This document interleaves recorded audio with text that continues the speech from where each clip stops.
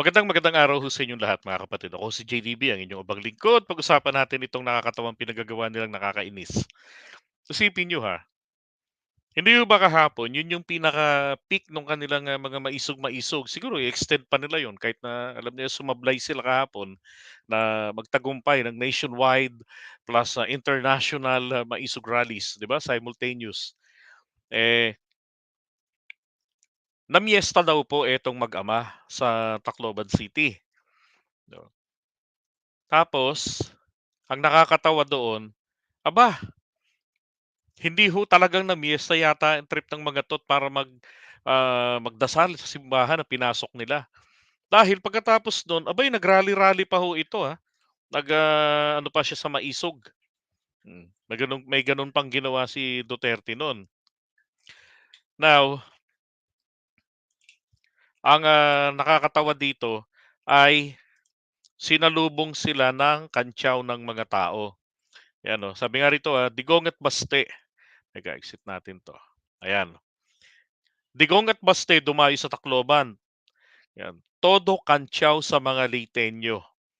'Di ba, mahal namin, ayan sabi nila si FMR, Ferdinand Martin Romualdez. Tayo kasi kilala natin as SMR, 'di ba? Speaker Martin Romualdez. Sila is FMR, yan, Speaker FMR. No, so ito parang late notice, puro mga naka Manila paper lang. Isipin mo yun, dati kang presidente ron. Alam niyo kasi, alam rin naman ng mga tao kung ano yung purpose ng pagpunta nila. Ang pagpunta po nila roon ay para sumbatan ang mga mamamayan. Hamak ng may isang lalaki na sinasabi, nire-recall nila yung mga pinagawang pabahay ni Duterte. Mga kapatid, pagkatapos na termino nyo, just let it be as part of your legacy. As simple as that. Now, kung meron po kayong isang bagay na gusto nyong isulong, do not mention what you did. 'Di ba? Huwag nyo nang gagawin yun. Kasi sinusumbatan niyo na yung taong bayan, pero putik naman, 'di naman sa inyong pera galing yung pinampatayo, eh. 'Di ba, 'di naman galing sa mga puon niyo yun, eh. Galing sa taong bayan yun, yung pondo ro'n. Ngayon, bakit nagpatayo roon? Dahil kailangan, 'di ba? Yan ay bahagi ng mandato for the general welfare. Oh, palpak na yung panahon ng mga nagdaang administrasyon, 'di ba? Yung kay Pinoy na pabahay diyan sa Tacloban. Hmm. Ngayon, kung maganda ginawa ni Duterte ro'n, 'di mabuti, good job. Pero hanggang do'n na lang 'yun. Lang ya, itong mga 'to magmamaisog rally maski nung bago pumunta nung nauna, 'di ba? Binabanggit nila na may mga binigyan dito ng pabahay, ng mga biktima ng Yolanda, maling-mali hong gano'n yung move ninyo. Eto pa, ah, yung mga taga Davao City, binaha, ililikas sa baha. No, ibig sabihin ililikas mula ho sa baha, okey? Hindi sila dadalhin sa baha. Pero 'tong mag-ama, ayun, dumayo ng Tacloban na miyesta. Sabi rito, habang naghahandang lumikas sa mga taga Davao City dahil sa matinding baha na dulot ng pag-uulan, bumiyahe patungong Tacloban City. Yan. Ah, si dating Pangulong Rodrigo Duterte at alkalde ng siyudad na si Mayor Baste Duterte para sa hakbang naman, no, para naman pala sa maisog rally, 'di ba? Eh, tanong, tama ba naman yung ginawa nilang gano'n? Hmm. 'Di ba pupunta kayo ro'n para lang mamolitika, para siraan ang presidente ng Pilipinas? Naman terrible naman kayo, nag-iisip pa ba naman kayo diyan? Sabi nga rito, flash report, mga Duterte nagtungo sa Tacloban, nagtungo si dating Pangulong Rodrigo Duterte sa Archdiocesan Shrine of Santo Niño sa Tacloban City, kasama nitong dumating sa simbahan ang kanyang anak, at Davao City Mayor Bastos Sebastian Duterte. Kilala ang Tacloban na baluarte ng mga Romualdez.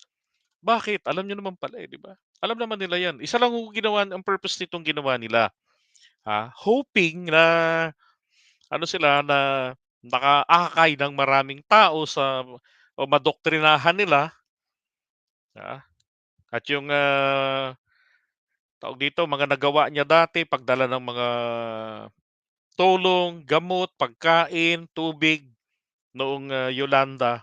After ng, Yolanda, naku, ang iniisip nila, maraming mga taong nagkaroon ng pabahay na tatakbo at tatanaw ng utang na loob. Eh, kaso hindi ho gano'n ang nangyari, 'di ba?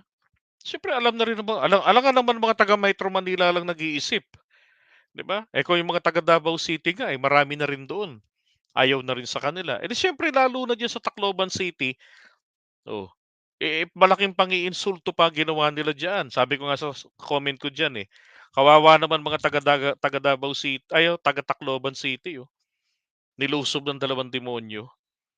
Oh, isipin mo minura yung Diyos, galit sa religion, 3 times a day na raw ngayon kung nagdadasal. Anong klase kaplastikan 'yan, 'di ba? Ano 'yun, para plus point paakyat ng langit? My God, hindi ho maloloko ang Diyos.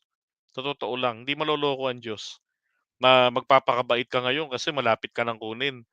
Eh, paano kung i-extend, 'di mababagot ka, magwawalang hiya ka na uli. Mga kalokohan ng mga 'to, eh, 'di ba? Ito yung video tuwang-tuwa ako rito kahapon, eh. Ito yung pag-alis lang, basta alis na lang daw 'yan.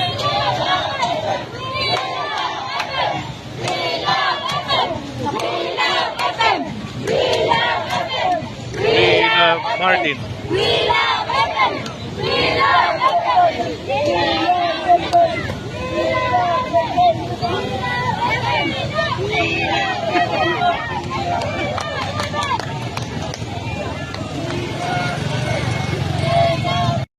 Oh, 'di ba? Wala, umalis na lang sila do'n. Ito pa yung isa. Ito yung pagdating nila.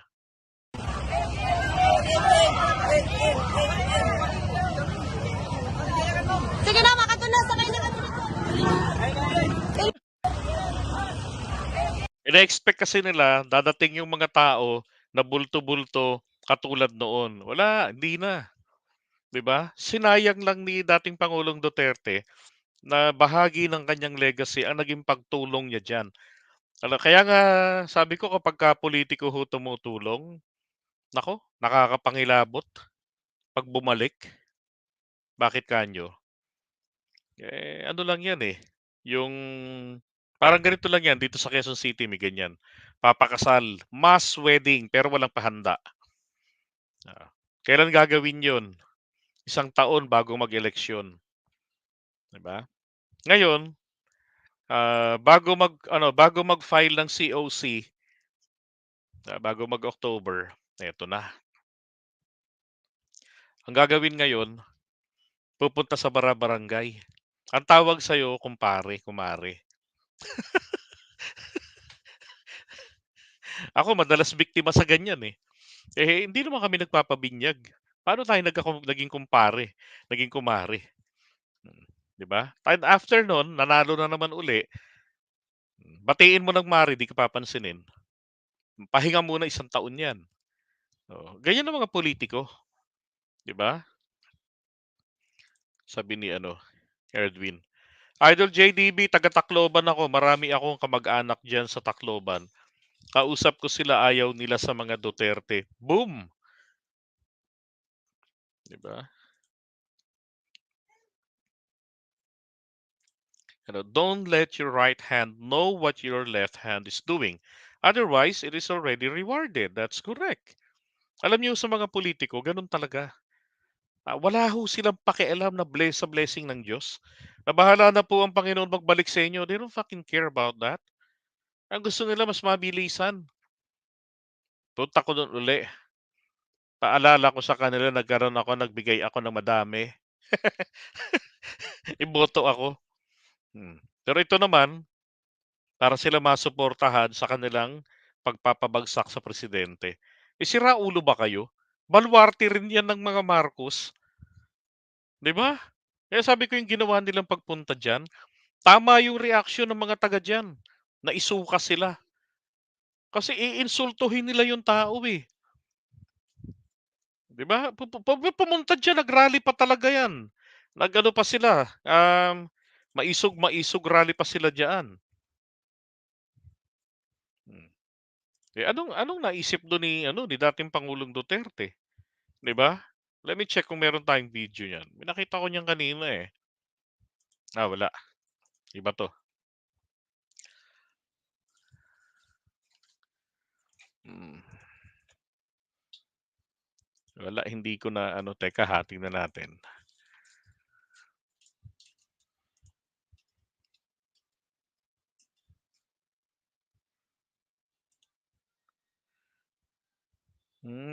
Di ko na-download. Okay, I have one. Eto ho, tignan niyo ha. Oh, Communities oh, at inimbitahan namin na makifiesta ang ating dating Pangulo na si Rodrigo Roa Duterte. So gusto lang din may niyang nag-imbita ha? for memory's sake, for all time's sake, gusto niyang makita yung housing project na ginawa noon siya ang ating Pangulo. Sir, wala po bang mangyayari mamaya na rally sa may... Wala po, makikifiesta lang ang ating dating Wala raw Pangulo. mangyayaring rally. Okay, sabi walang mangyayaring rally. Wala nga.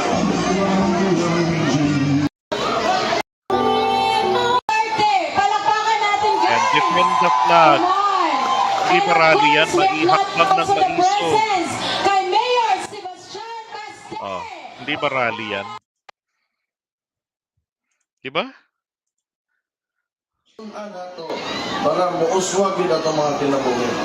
Dili na ta mag sige. Di ba? Kalokohan.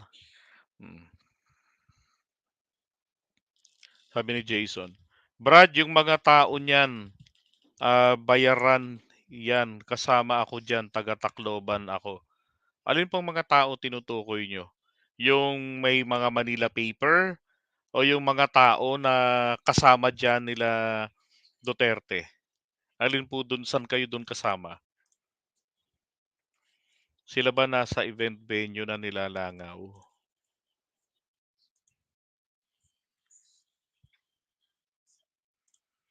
Di naman yan sila makikilala kundi dahil sa Marcos. Dahil nasira ulo tayo natin noong kasagsagan nila. Now gising ng mamamayan. Subukan nilang tumakbo yan, about ng mga Duterte pamilya na magulo ang buhay nila.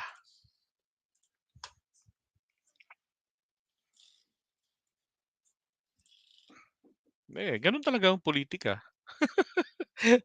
'Di ba? Tingnan niyo na lang pumunta nung magyo-Yolanda. Ito lang issue ko dun dun sa Yolanda.